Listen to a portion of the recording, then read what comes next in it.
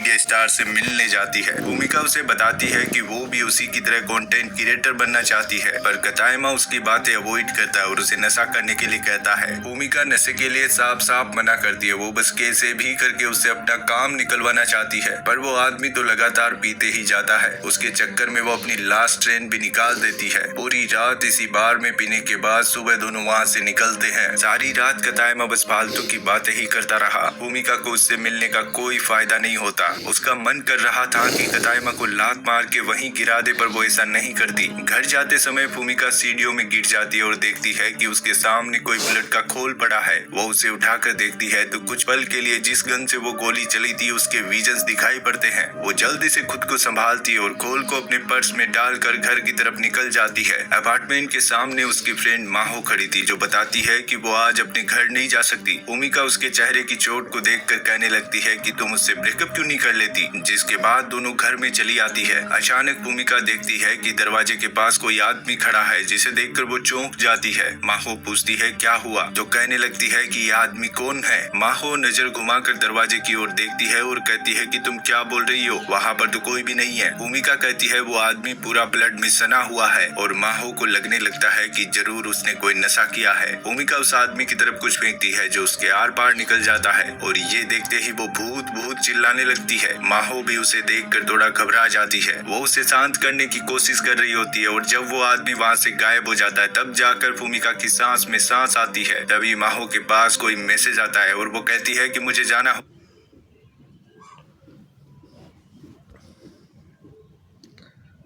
होगा। जाने से पहले वो भूमिका को डॉक्टर से मिलने की सलाह देकर जाती है। भूमिका जैसे ही अपार्टमेंट का दरवाजा बंद करके घूमती है, पीछे से उसी आदमी की आवाज आती है कि क्या उसे जाने देना ठीक था। भूमिका डर के मारे कोने में सिमट जाती है और कहती है कि इसने बात की। फिर दरवाजा खोलकर भागने की कोशिश करती है, पर जब वो आदमी देखता है कि ये गिरने वाली है तो उसका हाथ पकड़ लेता है, लेकिन गिर तो वो फिर भी जाती है क्योंकि हाथ थामते ही वो भूत उसकी बॉडी में घुस गया था। और कमाल की बात तो ये थी कि दोनों आपस में बात भी कर पा रहे थे, साथ ही की बॉडी को दोनों कंट्रोल भी कर रहे थे। भूमिका कहती है कि मेरी बॉडी से बाहर निकलो, तो भूत कहने लगता है कि देखो बात यह है कि मैं पहली बार भूत बना हूँ तो मुझे इस प्रोसेस का इतना पता नहीं है। भूमिका कहती है मैं कुछ नहीं जानती, मेरी बॉडी से बाहर निकलो। भूत कहता है ठीक है, आज के लिए इतना काफी है और वो उसकी बॉडी से बाहर निकल जाता है। अब उसे लगता है कि भूत चला गया और गॉड का शुक्रिया करती है कि वो अब भी जिंदा है, पर तभी वो उसके सामने आकर कहने लगता है कि किसी की बॉडी में घुसना जितना मैंने सोचा था उतना भी अच्छा नहीं था। और भूमिका चिल्लाते हुए भागती है कि ये अभी तक यहीं पर है। भागते हुए सोचती है कि क्या उसे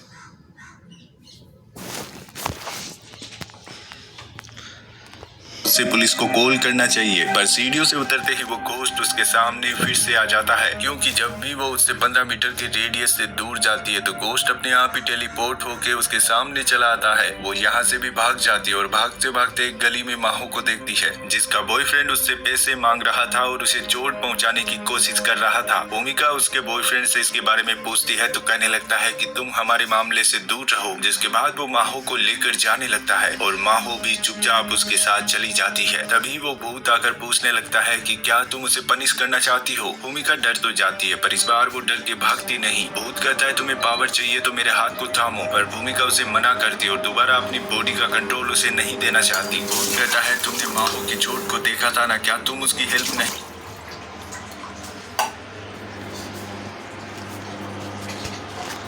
करना चाहती। और तभी वो देखती है कि माहो का बॉयफ्रेंड उसके साथ फिर से बदसलूकी करने लगा है और ये देखने के बाद वो भूत की बात मान जाती है। जैसे ही वो उसका हाथ थामती है भूत उसकी बॉडी में घुस जाता है। माहो का बॉयफ्रेंड जब उसे पंच मारने वाला होता है तो भूमिका उसका हाथ पकड़ लेती है और उसे घुमाकर एक जोरदार पंच मारती है, पर इसके बाद भी उसकी अकल ठिकाने नहीं आती और वो उसे जान से मारने की धमकी देता है, लेकिन दूसरे मुंह में तो उसकी सिट्टी मिट्टी कूल हो जाती है और वो बेसुध होकर जमीन पर गिर जाता है, जिसके बाद भूत भी उसकी बॉडी से बाहर निकल आता है। लेकिन तभी उसका बॉयफ्रेंड फिर से खड़ा होकर भूमिका पे हमला करता है और उसका गला दबाकर मारने की कोशिश करता है। भूत उसे अपना हाथ थामने के लिए कहता है, पर वो बहुत कोशिशों के बाद भी उसका हाथ नहीं पकड़ पाती। तभी माहो एक पत्थर से अपने बॉयफ्रेंड के सर पे मारती है और भूमिका की जान बचा लेती है। अब ये दोनों एक दूसरे को संभालती है और घर की तरफ चल देती है। वहीं वो भूत उस आदमी को देखता है और भूमिका से आकर कहता है कि तुम्हें देखना चाहिए वो जिंदा भी है या नहीं, ऐसे ब्रिक से कौन मारता पूछता है। भूमिका कोई जवाब नहीं देती, बस उसकी तरफ देखती रहती है और माहो पूछती है क्या सच में तुम्हें कोई दिखाई देता है। भूमिका हाँ में जवाब देती है। अब ये तीनों एक कॉफी शॉप में जाते हैं जहाँ पे भूमिका उसे भूत के बारे में सब कुछ बताती है कि उसे उसके अलावा ना कोई देख सकता है, ना सुन सकता है और ना ही टच कर सकता है। माहो कहती है मतलब कि जो फाइटिंग तुमने की थी वो असल में भूत कर रहा था। भूमिका कहती है हाँ, वो मेरी बॉडी को कंट्रोल कर सकता है। तभी भूमिका अपने हाथ को देखती है और भूत पर चिल्लाती है कि देखो तुमने क्या किया। अब वो इंटरनेट पे सर्च करती है कि भूतों से पीछा कैसे छुड़ाएं और तुरंत नमक की बोतल उठा के जहाँ पे वो बैठा था वहाँ पे गिराने लगती है। माहो उसे ऐसा करने से रोकती है और शांत करके बिठाती है क्योंकि आसपास के लोग उसे पागल समझ रहे थे। भूत कहता है मैंने तुम्हारी हेल्प की और तुम मुझ पर गुस्सा हो रही हो। भूमिका कहती है तो फिर यहाँ से चले जाओ। भूत कहता है ये इतना भी आसान नहीं है। याद है तुमने वो गोली का खोल उठाया था? मुझे लगता है मेरी मौत जिस गोली से हुई है ये उसी का था। वो जल्दी से अपनी पॉकेट से कारतूस निकालती है और छिटक कर फेंकते हुए कहती है कि मुझे नहीं पता था कि ये गन से निकली गोली का है। भूत बताता है कि उसे कुछ भी याद नहीं कि वो कैसे मरा, पर शायद वो इसी गोली से मरा था, इसीलिए जब भूमिका ने इसे उठाया तो वो उसके साथ जुड़ गया। भूमिका हैरान होती है कि उसका मर्डर हुआ था और वो भूत अपने बारे में बताने लगता है कि उसका नाम कूडो है। मरने से पहले वो एक हिटमैन था। ये सुनकर तो भूमिका की सिट्टी बिट्टी गुल हो जाती है। कूडो बताता है कि वो किसी संस्था के लिए काम करता था और शायद उसी संस्था के किसी ग्रुप ने उसको मारा है। तो जब तक वो अपनी मौत का बदला नहीं लेता तब तक उसकी मुक्ति नहीं होगी। कूडो कहता है कि हम दोनों मिलकर उनको चुन चुन के मारेंगे, बस तुम मेरी हेल्प करना। और भूमिका जो उसकी बातों से पूरी शौक में थी साफ साफ मना करके जल्दी से यहाँ से निकल जाती है। भूमिका माहो को बताती है कि उसे किसी हिटमैन के बदले में कोई दिलचस्पी नहीं है और अब से वो कूडो को इग्नोर करने का फैसला करती है। कूडो कहता है अच्छा होता कि वो कारतूस तुम्हें ना मिलकर किसी सोल्जर को मिल जाता। भूमिका माहो को एक अलार्म देती है और कहती है कि अगर वो आदमी दोबारा दिखे तो मुझे कॉल करना और पुलिस को बताना मत भूलना। जिसके बाद वो उसे बाय बोलकर चली जाती है। अब वो एक चर्च की तरफ जाती है और उस कारतूस को वहीं फेंक कर गौर से कहती है कि उसका कूडो से पीछा छूट जाए। कूडो बताता है कि वो इसमें एक्सपर्ट तो नहीं है पर उसे नहीं लगता कि ये इस तरह काम करता है। तभी भूमिका के पास कतायमा का मैसेज आता है जो एक नरुमी नाम के लड़के के साथ था, जिसे देखकर वो काफी एक्साइटेड हो जाती है। कूडो पूछता है कि ये नरुमी कौन है और तुम इसे देखकर इतने एक्साइटेड क्यों हो? भूमिका बताती है कि ये सोशल मीडिया स्टार है, इसके पास 70,000 से भी ज्यादा फॉलोवर्स है। कूडो भी उसकी फोटो देखता है और चौंकते हुए कहता है कि ये नरुमी तो अच्छा आदमी नहीं है। भूमिका पूछती है तुम्हें कैसे पता? पर कूडो सब भूल गया था, उसे कुछ भी याद नहीं था और भूमिका उसकी बात इग्नोर करके चली जाती है। वो उसी बार में जाती है जहाँ पर कतायमा और नरुमी पार्टी कर रहे थे और वो भी उनके साथ पीने बैठ जाती है। जल्दी उसे एहसास होता है कि वो दोनों उसको छूने की कोशिश कर रहे हैं और अब उसका सर घूमने लगा था। वो कहती है मुझे ठीक नहीं लग रहा, अब शायद मुझे घर जाना चाहिए और काउंटर पे पैसे देकर जाने लगती है पर वो ठीक से चल भी नहीं पाती। उसे एहसास होता है कि इन दोनों ने उसकी ड्रिंक में कुछ मिलाया है। कतायमा और नरुमी आपस में बातें कर रहे होते हैं कि हमने सोचा भी नहीं था कि ये ड्रग्स इतना जल्दी काम करेगा। और तभी भूमिका खड़ी होकर गुस्से में उन दोनों को देखते हुए कूडो से कहती है कि तुम्हारा शुक्रिया मुझे बताने के लिए कि ये दोनों मुझे ड्रग्स दे रहे थे। एक्चुअली हुआ यूँ था कि उस समय कूडो को याद आ गया था और उसने भूमिका को बताया कि नरुमी और कतायमा लड़कियों को ड्रग्स देते हैं और फिर उनका फायदा उठाते हैं और इनके बारे में वो इसलिए जानता है क्योंकि कूडो जिस संस्था के लिए काम करता था वो ऐसी पिल्स बनाती है और उसने कई बार इन दोनों को वहाँ से पिल्स खरीदते देखा था। भूमिका उसकी बातों का विश्वास तो नहीं करती पर वो कोई भी रिस्क नहीं लेना चाहती, इसलिए वो कूडो से कहती है कि अगर ये सच हुआ तो मैं उनकी हड्डियां तोड़ दूंगी। कूडो पूछता है पर तुम भला ये कैसे कर पाओगी? और वो कहती है कि मैं तुम्हें अपनी बॉडी में आने दूंगी। कूडो कहता है पर मैं तुम्हारी हेल्प क्यों करूँ? भूमिका कहती है इसके बाद मैं भी तुम्हारी हेल्प करूंगी। कूडो कहता है ठीक है पर मुझे लगता है कि बारटेंडर और स्टाफ भी उनसे मिले हुए हैं और होता भी बिल्कुल ऐसा ही है। पर बारटेंडर जब उसकी ड्रिंक में ड्रग्स मिलाता है तो कूडो उसे बता देता है। भूमिका उन दोनों से कहती है कि मुझे पता है तुम लोगों ने मेरी ड्रिंक में ड्रग्स मिलाया है, चुपचाप खुद को पुलिस के हवाले कर दो नहीं तो अच्छा नहीं होगा। पर वो दोनों उस पर हंसने लगते हैं और बताते हैं कि पुलिस उनका कुछ नहीं बिगाड़ सकती। जिसके बाद भूमिका कूडो के साथ कनेक्ट होती है और कहने लगती है कि अब पछताने के लिए बहुत देर हो चुकी है। कतायमा उसका मजाक उड़ाता है इसलिए वो सबसे पहले उसी की छुट्टी करती है। बिल्कुल किसी प्रोफेशनल फाइटर की तरह एक एक करके सबको पीट कर उनका बुरा हाल बना देती है। पर इसी फाइट में जो बारटेंडर था वो मारा जाता है और भूमिका डर के मारे रोने लग जाती है। कूडो को समझ नहीं आता कि वो उसे शांत कैसे करे और वो कहता है कि चिंता मत करो मैं तुम्हें जेल नहीं जाने दूंगा। वो बताता है कि हमें इन सब को खत्म करके सारे सबूत मिटाने होंगे और ये बिल्कुल भी गलत नहीं है क्योंकि ये सभी लोग बुरे इंसान हैं। पता नहीं कितनी लड़कियों की जिंदगी बर्बाद कर चुके हैं लेकिन ये सब करने के लिए हमें किसी को बुलाना होगा जो मेरी संस्था में ही काम करता है। वो अच्छा आदमी तो नहीं है पर हमारा काम बन जाएगा। कूडो नंबर बताता है और भूमिका उस आदमी आदमी को कॉल करके बताती है कि वो कुडो को जानती है और जल्द से जल्द उसे यहाँ आ जाने के लिए कहती है। थोड़ी देर में कागेरा नाम का एक हिटमैन आता है और भूमिका से पूछता है कि क्या वो अकेली है, कुडो कहाँ पे है। तो भूमिका बताने लगती है कि कुडो घोस्ट बन चुका है और बस उसे ही दिखाई देता है। पर कागेरा बिल्कुल सीरियस होता है, उसे भूमिका की बातें मजाक लगती है। वो चाकू निकाल कर उसकी ओर बढ़ने लगता है। कुडो घबराते हुए कहता है कि वो तुम्हें मारने से पहले एक बार भी नहीं सोचेगा। वो जल्दी से उसकी बॉडी में घुस के एक ही मुंह में उसी का चाकू उसी की ओर देता है और कहता है कि तुम अब भी मुझे हरा नहीं सकते। कागेरा समझ जाता है कि ये तो सिर्फ कुडो ही कर सकता है। जिसके बाद भूमिका कुडो की बातें कागेरा को समझाती है और वो अपने काम पे लग जाता है। जितनी भी बॉडीज थी उन सबको एक गाड़ी में डालकर निकल पड़ते हैं। भूमिका रास्ते में कागेरा से कुडो की मौत के बारे में पूछती है। कागेरा बताता है कि इसके बारे में उसे ज्यादा नहीं पता, पर कुछ दिनों पहले ही उनकी संस्था के ओनर की मौत हो गई, जिसके बाद सारा काम उसके बेटे ने अपने हाथ में ले लिया। लेकिन नया ओनर गलत काम करने लगा और